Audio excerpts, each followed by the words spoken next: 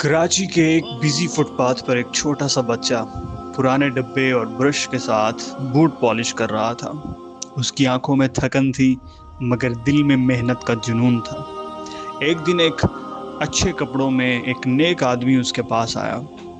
اس نے shows polish کروایا اور پھر مسکراتے ہوئے کہا، بیٹا تم اتنی چھوٹی عمر میں یہ کام کیوں کرتے ہو؟ کیا اسکول نہیں جاتے؟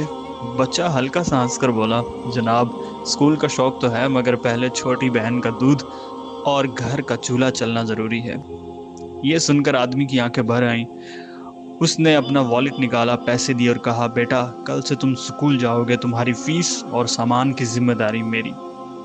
بچے کا چہرہ خوشی سے روشن ہو گیا جیسے اس نے پوری دنیا پا لی ہو۔ کسی کی چھوٹی سی مدد اس کے مستقبل کا رخ بدل سکتی ہے۔ جو آج صرف ایک مزدور لگتا ہے کل شاید کسی قوم کا رہنما بن جائے۔